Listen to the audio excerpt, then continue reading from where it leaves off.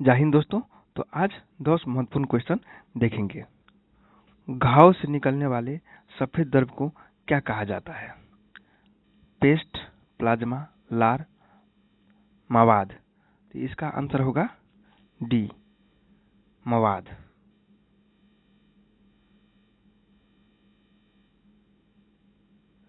घाव से निकलने वाले सफेद द्रव को मवाद कहा जाता है।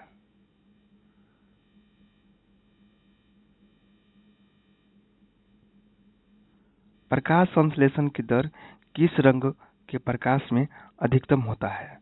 हरा, पीला, बैंगनी, लाल। तो इसका आंसर होगा लाल रंग में।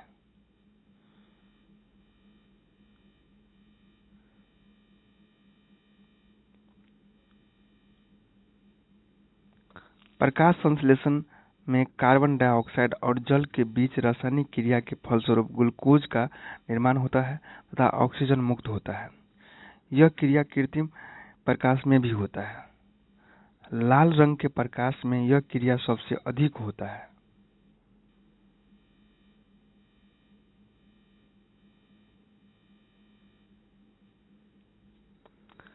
पराग कण किस में पाए जाते हैं? पराग कोश में, वर्तिकाग्र में, बीजांड में, पुष्प गुहा में।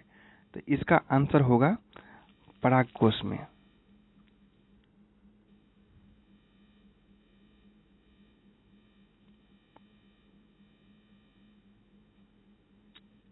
पुष्प के नर जनसंरचना को पुंमंग कहते हैं। पुंमंग पुंकेसरों से मिलकर बनता है। पुंकेसर फूल के नर जनन अंग है। इसके 3 भाग क्रमशः तंतु, परागकोश एवं योजी होता है। परागकोश में परागकण होते हैं।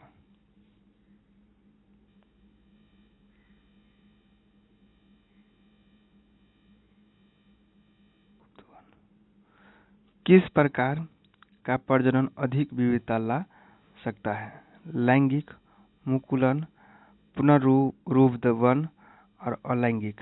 तो इसका आंसर होगा लैंगिक।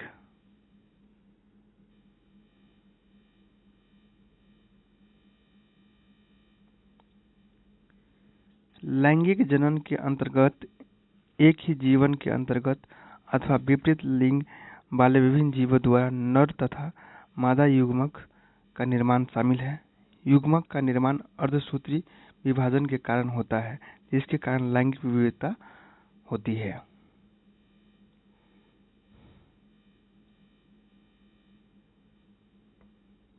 राइबोसोम किससे बनते हैं?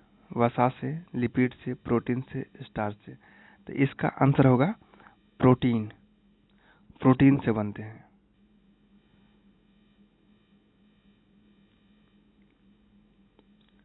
राइबोसोम एक जटिल संरचना है जो सभी जीवित कोशिकाओं में पाए जाते हैं। राइबोसोम प्रोटीन संश्लेषण नामक प्रक्रिया में एमिनो एसिड से प्रोटीन बनाते हैं।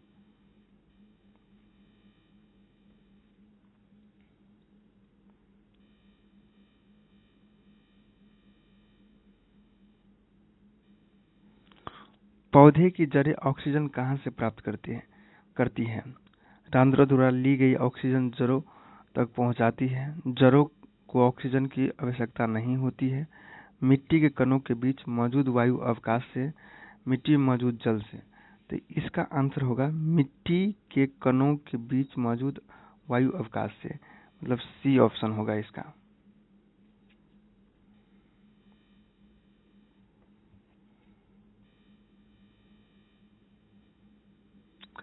पौधे की जड़ें ऑक्सीजन की मिट्टी के कणों के बीच मौजूद वायु अवकाशों से प्राप्त करती हैं।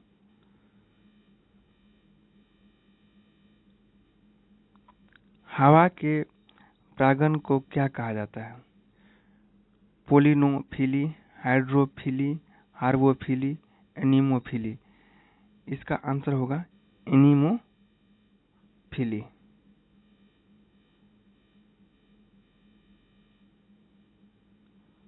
पुष्पों में वायु द्वारा होने वाले परागण को वायु परागण कहते हैं। जल द्वारा परागण करने वाले पौधे को हाइड्रोफिल फिली कहते हैं।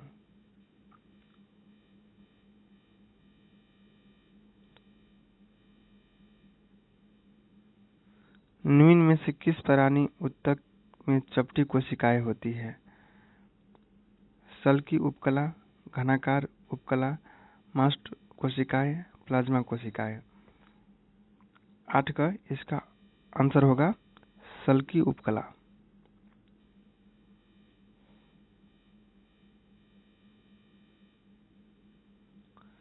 सल की उपकला उत्तक एक चपटी कोशिकाओं के पतले स्तर से बनता है जिसके किनारे अनियमित होते हैं।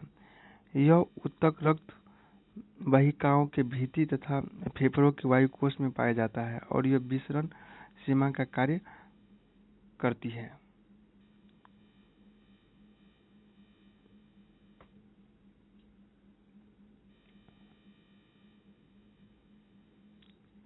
इनमें से कौन सा एंजाइम एक घटक नहीं है? वाहिनिका, मृदुतक, सहचार कोशिकाएं, वाहिका। तो इसका आंसर होगा सहचर कोशिका। सहचर कोशिका।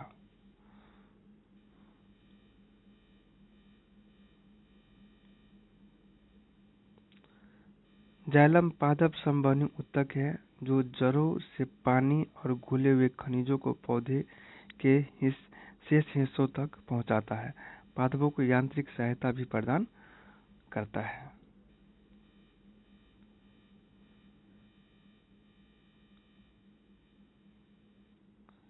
निम्न में से किसका उपयोग वर्मी कंपोस्टिंग में किया जाता है? गोल कृमियों को, चपटे कृमियों को, फीता कृमियों को, केचुआ को। तो इसका आंसर होगा केचुआ को।